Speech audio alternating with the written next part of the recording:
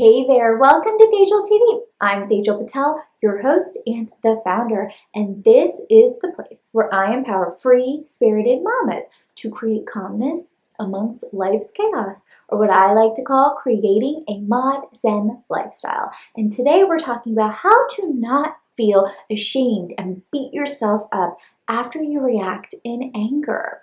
It is one of the hardest things to remain calm and patient during situations that are really triggering your buttons. But how do you not fall into that trap of feeling ashamed and beating yourself up? A few weeks ago, I created a video and we talked about the anger blackout, that space when you're really annoyed and you're frustrated and you say things and do things that you don't mean. And then you're left with this really low energy hangover, the hangover where you feel guilt and ashamed of the way you reacted. And you're like, why did I do that? I know better. And this is especially hard when you're aware that you have an anger reactive pattern and when you're trying to consciously better yourself and trying to shift out of that.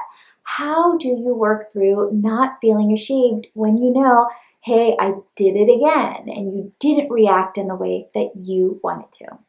So today we're going to be talking just about that, and I'm going to give you 3 tips to help you bust through that ashamed and guilt feeling. Tip number 1. We can't forgive others if we can't forgive ourselves first.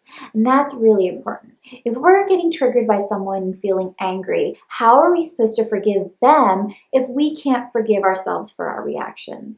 Many times we might mean what we're trying to say, but the delivery and the tone and the way that we present it is not the best way. And it's not respectable to them, and it's not respectable for your soul either. So in those situations, it's very important that you apologize for your reaction. You might not necessarily apologize for the message, but I think it's an opportunity for you to have another conversation that will allow you to get your point across in a situation where you're not using an angry or a negative tone or body energy. If you find that being around a person is just simply too hard to get not to get triggered by them, then the best way that I do is writing a letter. And I'm not talking about a text message or not even sometimes an email, a handwritten letter. So it shows your sincerity that you really want to communicate and you're uninterrupted about your feelings, but you're not sending that message in an attacked way and giving them the opportunity to respond back in whatever medium is available and okay for them.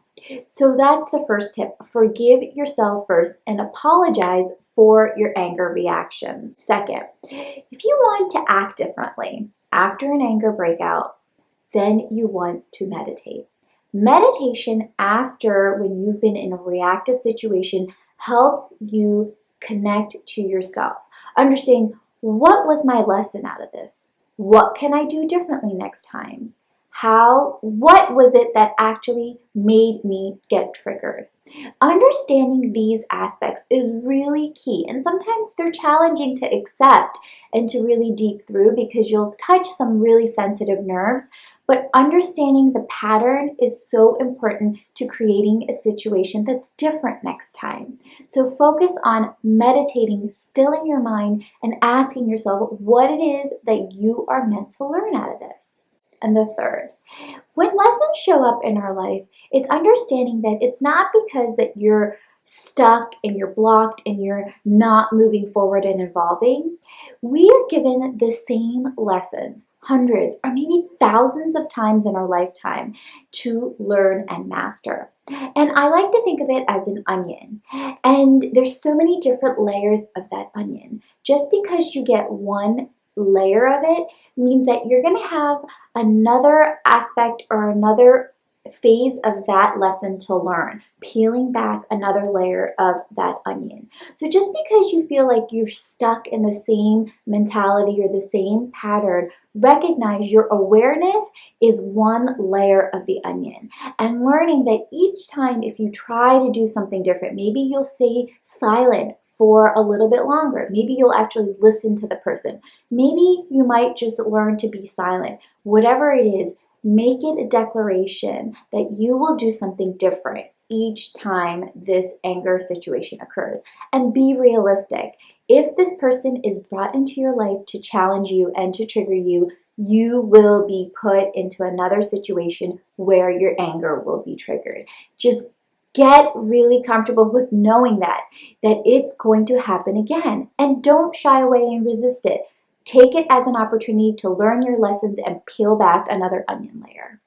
And I certainly hope this serves you well.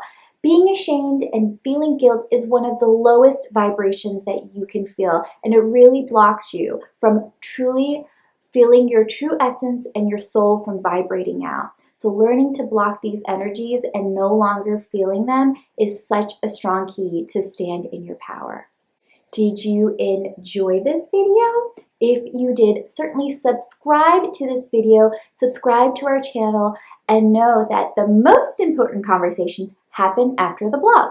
So I want you to head over to aestheticseekers.com and leave a comment at the blog. I want to know what you do to work through those feelings of feeling ashamed and guilt. It is such a challenging thing that we all face, so share your wisdom and your inspiration with us. If you want personal insight that I can only share through email, please head over to aesthetaseekers.com, sign up for our weekly inspirational newsletter, and get double dose of the inspiration. Thank you so much for watching, and certainly please share this with other modern mamas who could use a little help working through those feelings of feeling ashamed and guilt because of being angry or lashing out in impatience with their children, their spouse, their friends, their parents, or anybody. Thank you so much again. Satnam.